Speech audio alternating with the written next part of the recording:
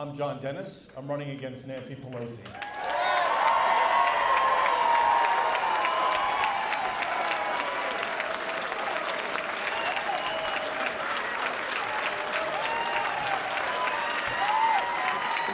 We have the most beautiful state and one of the most beautiful places in the world, and people are leaving. I'm gonna catch you when all the cameras aren't around, and I'm gonna you up. I'm tired. He's the chairman of the San Francisco GOP, and he's running against House Speaker Nancy Pelosi. Step back, everyone.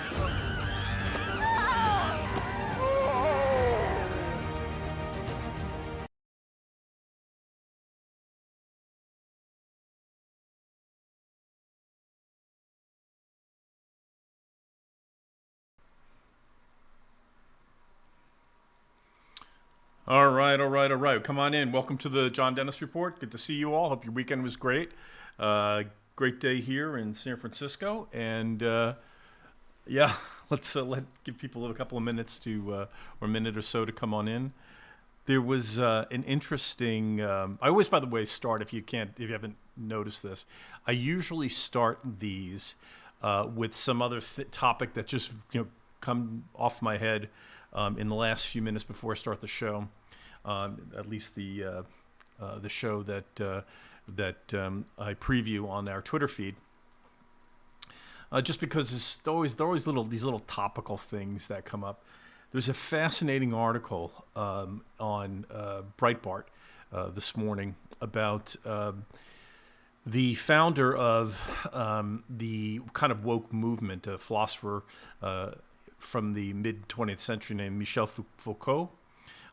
If you're familiar with the works of Jordan Peterson, you're familiar with the works. He's quite critical of Mr. Foucault. And what's interesting is that the article is really fascinating because all of this woke business starts with him. But what's interesting about him, and what we learned today, he's been accused of molesting boys as young as 8 years old in Tunisia when he was studying there. And the thesis of the article, again, I strongly recommend you check it out on Breitbart, is that this guy Foucault was so out there on so many issues that what he was doing was, instead of accepting what the world was really about, what he tried to do was come up with a world where he fit in with all of his peculiarities and fetishes and demented desires. So take a look at that when you get a chance. And I also, by the way, just strongly recommend reading Breitbart. Breitbart gets a bad name, of course, by anything the left disagrees with, but I find that especially Joel Pollack is first rate. I've had dinner with Joel. I met Andrew Breitbart 10 years ago, actually more like 11 years ago. Maybe even 12 now that I think about it. And I don't know, it was a really energizing conversation. And, he was in private the way he was in real life, in the sense that the way he fought. I mean, I probably disagree with him on a bunch of issues, and I even said that to him when I met, but I just love the way the guy fought. He took no prisoners. He took no crap from anybody. He called people out on their sicknesses and their insanities, and he was an admirable guy. Not everybody's cut out to fight like him, but boy, was he worthwhile. So just to honor him and his legacy alone, you should read Breitbart. But I think it's really a must read, especially if you can lean to the right. Drudge Report used to be kind of a go-to thing, but I haven't touched that website in probably years now, just because it became what it became. And you need sort of centering places, places that you can sort of just touch base on. I actually did one of those Twitter things where they review who your news sources are and who you're connected to. And as it turns out, I'm like 43% sources from the left, 49% from the right, and whatever the balance is, 8% in the middle or something like that, which is about right. I kind of lean a little bit. I want to hear a little bit more frequently the people who agree with me than not. But in any sense, that's where we are. But check out that article on Foucault. It's really interesting. So let's get going. There's a question here from DeLuey on did Nancy use Dominion? I'm not quite sure, DeLuey. Clarify that because I'm not quite sure what you're referring to there. Let me open up my Facebook page too. I need to see what's doing over there. So what are we going to start with first? Okay, voting law. I thought that it would be interesting because you're hearing the left really attack this Georgia voting law, and in case anybody, I'm running against Pelosi, DeLuey,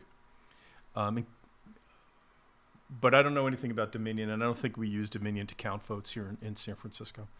But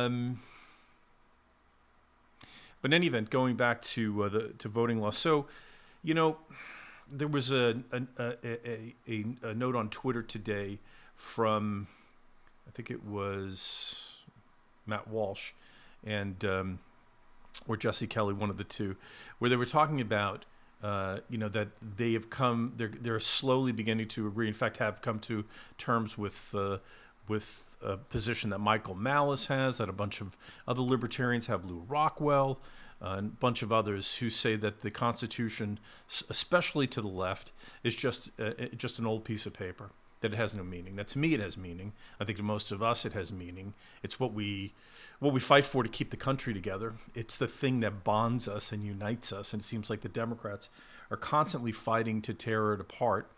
And so ultimately what this battle in politics is about is not keeping the country together. What the battle is about is not keeping the country together, but to see who controls the government. And you could see that in the way Nancy Pelosi behaves. We're going to get to her in a minute. But you can also see how the Democrats respond, and their adjunct, the mainstream media, who will they're basically just the attack dogs and the media message carriers for the Democrat Party. So actually, when I read this article, can you pull it up, Mario? Thanks. This article that actually went into the specifics of what the voting law change did in Georgia. And keep in mind, people, again, getting comments here today from DeLuey, and I get them from other people. And most of them say, listen, there's no point in running for anything anymore if we're going to have crooked elections. And I got to say, it's a point that no reasonable person can disagree with. I mean, if we don't have, elections we can count on, if there's no integrity in our elections, then what's the point of having elections? It's just might is right, and whoever gets away with cheating the most wins. So anyway, we have to deal with this.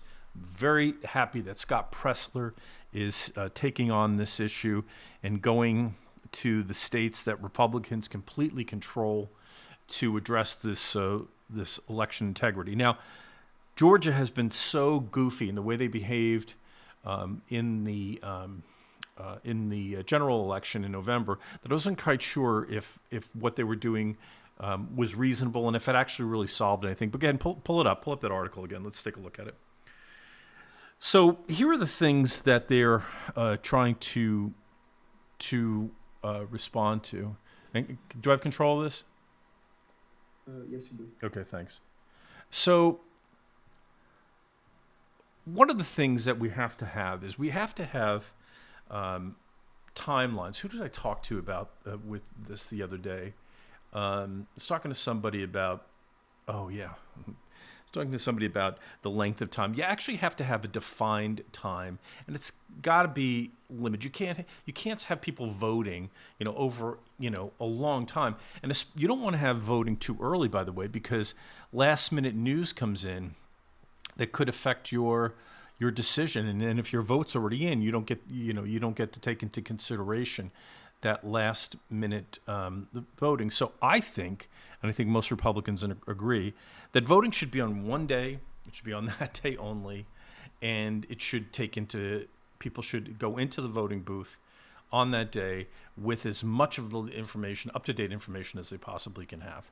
Okay. Now, we have to accommodate, though, right? Because we have issues. We have disabled people who can't get out, elderly people who can't get out. We have people serving in the military who aren't home, who certainly deserve the right to vote. So you have to have some exceptions, and you have to have some absentee voting. But I don't think that the system really should be all about mail-in voting, and that's where the way a lot of places are moving. But in any event, here are the things that Georgia's changing. So one they're changing is making some changes to absentee voting. Voters over 65 with disabilities, military, will automatically receive the absentee ballots. They move up the application so that you can't, it doesn't, you don't have forever to apply for it, and you have to send the ballot in up to 2 Fridays before before Election Day. You can't, in other words, we can't have absentee ballots coming in after Election Day and counting them. We can't have this kind of a situation.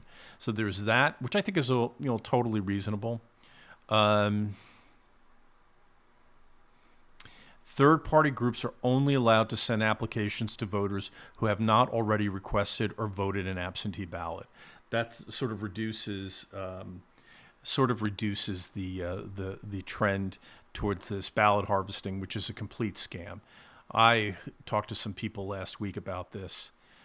We're looking at trying to make some changes in San Francisco. San Francisco's got really goofy systems, but we have to reduce when absentee ballots can go in and who can actually hand them in. One thing that came up last week, by the way, is that someone who actually sat in and watched absentee ballots being I want to go, just keep that on if you don't mind. Absentee ballots being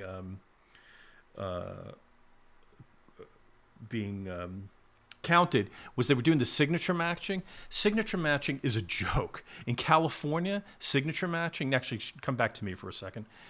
In California, signature matching is not even a thing. Like if somebody writes X next to the signature, they accept it.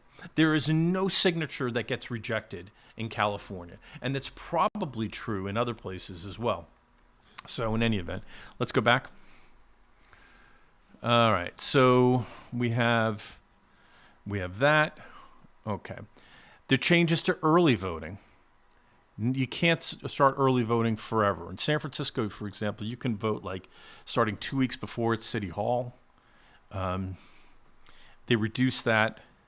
By the way, why is it? And this is in Georgia. Why is it that Georgia always has like 12-hour lines to vote? I mean, what third world country is Georgia? The state of Georgia. Why do people have to wait hours and hours and hours on end? And nobody questions that. They question all sorts of other things, but they don't say, "Hey, Georgia, why don't you get your act together and allow people to actually vote in a kind of reasonably timely manner?" What is it? And it always seems to be in like the minority counties, and counties, incidentally, that are run by Democrats. So there you go. And of course, there tightens up voter ID. Now, I wanted to mention this thing about voter ID. Can I switch over right now? If I switch over to the browser, will people see that? They will. Okay. So, all right. So I had a guy on Twitter attacking me because I was saying that we need to have voter ID. Show me for a second here. And in the discussion with this person, one, he said, "Oh, it's already been said that it's a poll tax. You can't do it." Okay.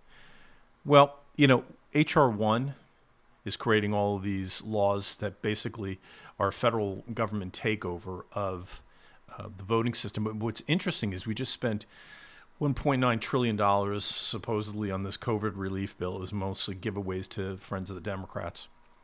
But in that, I noticed in the HR 1, there was no provision for people who couldn't afford to have IDs. Now, keep in mind, it's so insulting to minorities. They're saying, "Oh, minorities can't get IDs."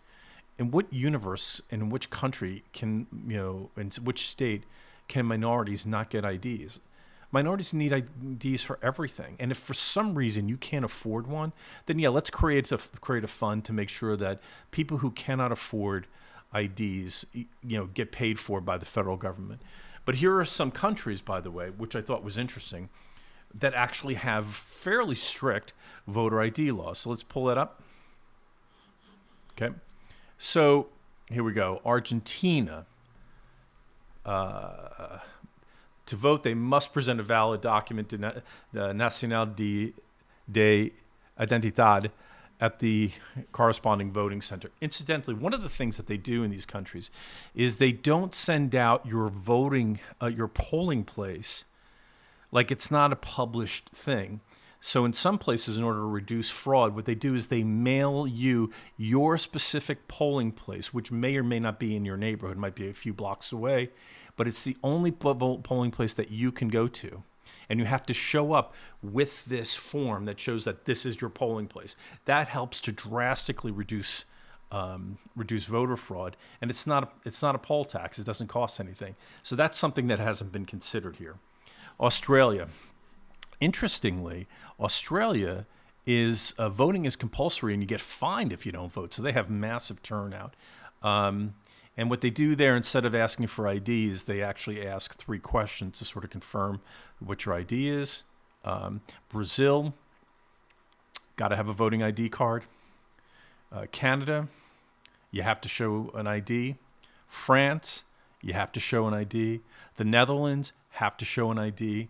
But, the place where I lived, actually I lived in the Netherlands too, but the place that, they love to refer to here in the United States is Sweden.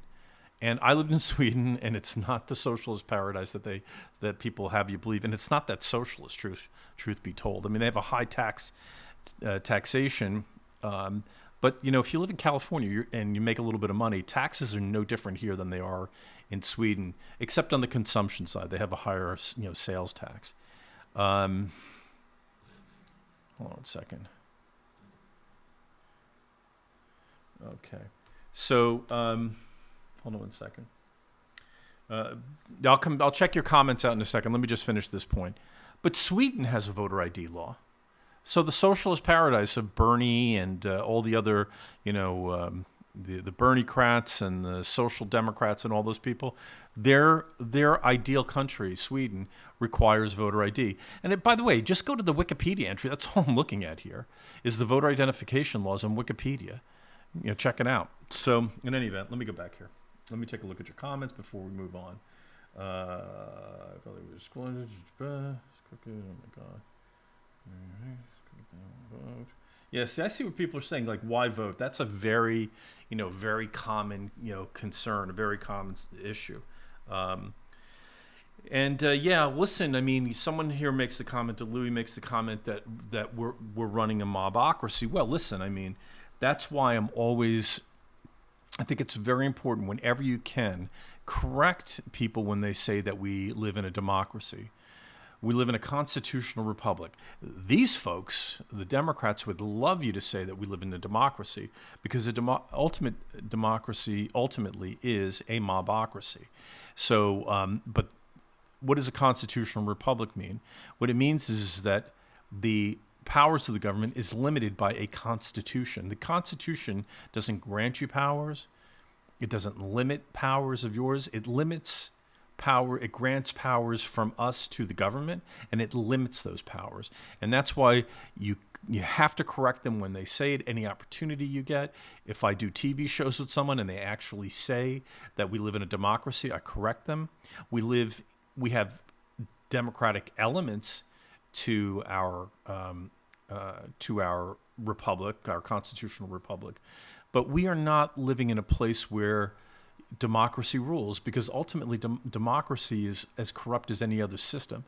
Look, what sense does it make to have a system where you can vote, where all the people can gang up on one other small group of people and vote to imprison them, execute them, take their property? That's not this country. We're not allowed to do that. And I still have respect for the piece of paper, even though Nancy Pelosi may not. The piece of paper known as the Constitution. I think we need to reestablish that. But anyway, let's just keep going down here. Georgia, can spare me. Mexico has voter ID. They're on that list. That's correct. If you want an honest election. Yeah, of course they do. Okay. Anyway, thanks for the comments. Appreciate it. Let's move on to the next topic. So, by the way, just to wrap this up, yeah, voter ID is critical. You can tell how badly the Democrats want to cheat by how hard they fight against voter ID and sound elections. And we have to fight them at every step of the way. The good news is that a lot of this is done on the state level. In fact, almost all of it. We have to fight this HR one, make sure that does not pass. Jeez, that'd be a disaster. And we have to fight on the state level because they want nothing but corruption. So anyway, I'm going to come back to voter ID another day. Let's set it aside for now and talk a little bit about the border crisis. Now, I put the border crisis in quotation marks because they keep saying border crisis, and it's one of those things that I'd also like to correct the news media on. We don't have a border crisis. The border hasn't moved. We don't have a dispute between countries as to where the border is. Mexico knows their side of the border in the south. We know our side of the border in the south, in their border in the north, our border in the south. We have a very firm understanding of what our border is in the northern part of our country. Canada has a very clear understanding in agreement with us on where the border is in the south part of the country. Those are border crises. We don't have a border crisis. What we have is an illegal immigration crisis. An illegal immigration situation where folks are illegally flooding across our borders into this country, circumventing American law, circumventing American rules, and overwhelming the people and the resources at the border. And that's what the issue is here. We do not have a border crisis. So, and, the people in Central and South America who come here, well, fewer of them were coming during the Trump administration because they knew it would be much more difficult to get into the United States. But Biden told them in a debate last summer, surge the border, come into the border. And then must have forgotten because he denied a few weeks ago in an interview with George Stephanopoulos that that's what he suggested. There's a reason why people are flooding the border right now in ways they weren't doing under Donald Trump. It's because Biden says he'll let him in. One of the things that Biden did was he got rid of Trump's policy of leaving people who apply for asylum in the United States in Mexico or in their country of origin, for that matter, if they went to our embassy. And don't just fly them in, or don't let them into the country and do what's known as catch and release, wherein they come into the country, and then the border patrol or whoever adjudicates down at the border, allows them to file application, gives them a court date, and releases them within the United States. And tells them to come back for a court date. Over 90% of these cases are never heard because the people never come back. Donald Trump saw this scam, and he ended it. And then all of a sudden, Biden takes over, drops that policy of leaving asylum seekers in Mexico, and we have a surge at the border. Shocking, right? So Joe Biden, of course, deserves as much blame for what's happening at the border right now. But I have to say, I'm going to also take a swipe here at Central and South American countries. Now, I've brought this point up before, and I'm going to address one of the objections to it. But my main thrust here is how ashamed should you be if you're a leader in a Central or South American country, and you've created an environment so bad that people want to flee. They want to leave their families. They want to leave their mothers, their fathers, their siblings, their cousins, their aunts or uncles, their grandparents. They want to leave that country because they have no future. And you're running that country. And, it's so dangerous that they can't They can't imagine what a future for themselves unless they flee the place. I mean, how ashamed should you be of yourself for allowing that kind of environment to go on? And, I've brought this up in San Francisco specifically to some immigrants who got deeply offended by me saying that. Sorry, it's true. It's how I feel. It's what I think about it. And I think it's absolutely right. And what they do is they blame the CIA and government and U.S. interference. And let me just say this: they're talking to I'm on the same page. I don't want the United States interfering in these countries. They certainly have for a long period of time, but I don't think that they are the ultimate cause of the corruption. Do you? I mean, do you really think that? First of all, the leaders of those countries could simply say, we are just not going to take bribes and interference from other countries, no matter how much they try and bribe us. They could just have some courage and moral fortitude and say, I'm not doing this for the future of our people and for the to create the benefits that we need in our country. I'm just not going to do it. Or they come to some sort of equilibrium, and you can tell that that it's not the fault of the United States and the overreaching, and I'm going to be kind here, intelligence agencies that are disrupting these countries, because there are examples of where it's not happening. Look at Costa Rica. Costa Rica is, relatively speaking, thriving. You don't see tons of Costa Ricans flooding the American border because they have options, because they've got an economic future. They have economic opportunity there. People will come up from Guatemala and Honduras and El Salvador because they don't have the opportunities that people have in Costa Rica. And, some of these countries are just pure and out kleptocracies. You've got Mexico. I mean, Mexico should be ashamed of itself.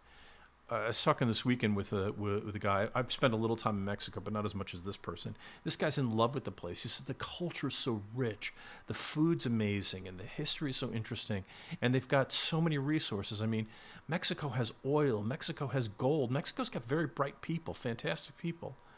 And it's a kleptocracy run by, it's a narco state now. And, they really should be ashamed of themselves. They're driving their good people, their hardworking, earnest people who just want to make a living and provide for themselves and their families. They're driving them out of the country.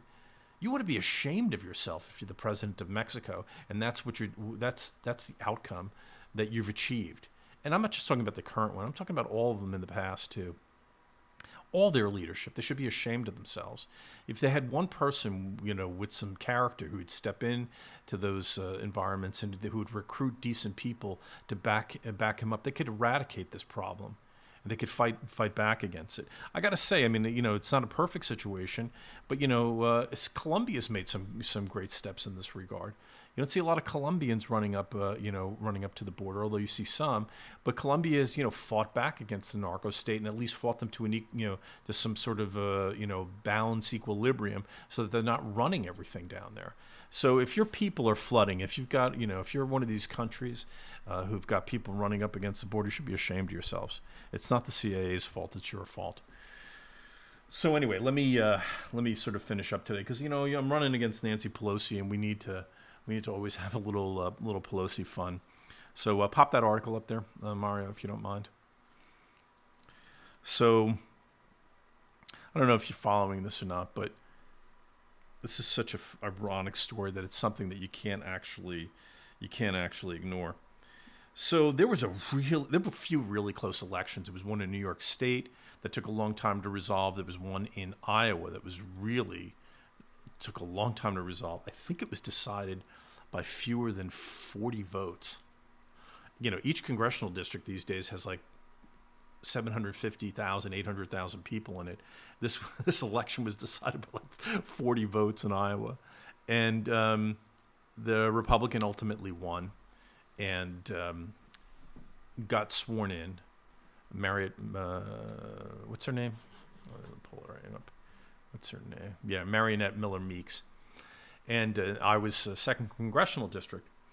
And so Nancy Pelosi is now trying to find a way. This is so ironic because here she is, and here's the whole mainstream media saying that. Come back to me for a second, if you don't mind. Here is Mario. Come back to me just for a second. I'll come back to the audience. Thanks. Here's Pelosi and the mainstream media calling Trump, saying that he invested in the big lie, which is such a hideous thing to say, because they do these little tricks. They call you. This is not done by mistake. These are professional wordsmith people who they hire. There's a couple of famous ones whose names I won't say just because I don't want to associate them with this particular deviousness. If you don't agree with the climate change thesis, you're known as a climate denier, which is sort of sounds something like Holocaust denying, right? It's a devious thing to say. They called people who doubt the outcome of the 2020 presidential election was fairly achieved. They call people who believe in the big lie, right? Which is also another form of another phrase that's used for people who deny the Holocaust. They call that the big lie. So basically, you're a Holocaust deny sympathizer if you disagree with the narrative that this election was squeaky clean and fair and square. It's a really shitty thing to do, if you don't mind me saying, and I despise people for doing that sort of thing. But here's the ultimate hypocrisy: is that Nancy Pelosi is engaging in the big lie right now, because what she's trying to do is unseat this Marionette Miller Meeks in Iowa, even after she's already been sworn in, trying to use whatever power she has to gain that seat. It's a despicable thing to do. It's hypocritical, and forget it if you think the New York Times is going to call her out on it. Forget it if you think CNN is going to call her out on it. MSNBC, please. The Karl Marx Network, there's no way they're going to go after her. So anyway, let's go back to this article real quick, because this is actually on Fox News, and it's an article by Newt Gingrich. And here he says, why is she taking this reckless risk? Why is she willing to do this? And the system is really careful. By the way, he says Miller Meeks won by a small margin of six votes. Wow, astonishing. But here's the interesting thing, and I'm going to highlight this here. They hired this Mark Elias guy. Always watch out for Mark Elias. He's a really scummy dude. Really bad guy. But here's the real rub. Why is she doing this? Well, here's why. So Joe Biden grabbed two Congresswoman Fudge and Congressman Richmond to serve in his administration. Take a look here. I'm going to highlight this. Right. This is Newt Gingrich's article on Fox News from today. So now the Democrat majority, is only held by 2 seats, 220 to 218. And that doesn't get resolved until there are special elections, which take some time. So Pelosi is in a really tight spot, because if you're a moderate Democrat, you can't always go along with the Pelosi agenda. You can't go along with the woke agenda. You can't go for the Green New Deal agenda if you're in a moderate district, because it'll cost you your seat. So Pelosi is concerned about this really thin margin, and she wants to widen that margin literally by any means necessary, including cheating. And so here she is doing this. This is the reason why. It's not unprecedented. In the past, they have done something similar, where they had a fight in North Carolina over a seat going back some years ago. But I would recommend this little article. It's a short read. It takes just a few minutes to look at it. Newt Gingrich on these kinds of topics is first rate. So go ahead and take a look at that. Okay, we can put that down, Mario. So I guess that's kind of it today. I mean, just sort of summary. We had, in Georgia, truth is that the voter election reform that they've passed is really not that great. It's good, but it does require voter ID. Voter ID, which is required, by the way, as we mentioned earlier, in France, the Netherlands, and of course Sweden and Norway. So support that. Oh, and one other thing too, they're already talking about boycotting Georgia. So one of the things that we have to do is we have to counter the boycott by driving our dollars, the good guy dollars, into states. So plan on visiting Georgia. Go to TB Island or visit Savannah.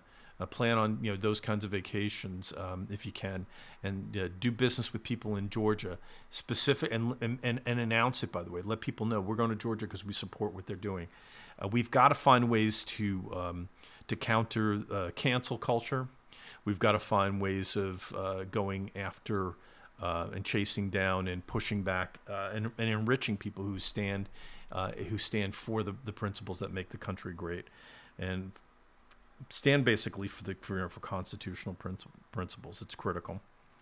The border crisis, there is no border crisis. There is an illegal immigration crisis brought on by Joe Biden's policies and by the absolute and abject failure of leaders in Central and South America.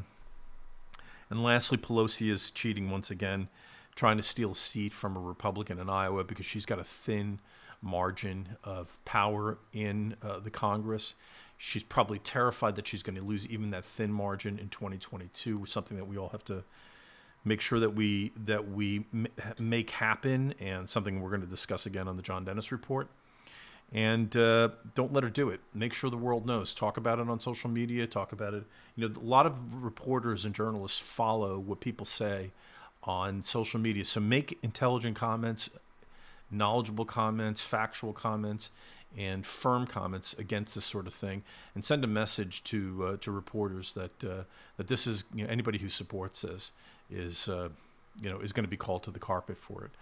So that's it. So one thing I want to do before I go, please, I want to make the final plug. Please follow us on John Dennis Report on YouTube, John Dennis Report on Facebook, and at Real John Dennis on both Twitter and Instagram, where we post these videos as well. And I don't know what's going on with Periscope. I mean, I think Periscope is supposed to go down in 2 days. It's supposed to end.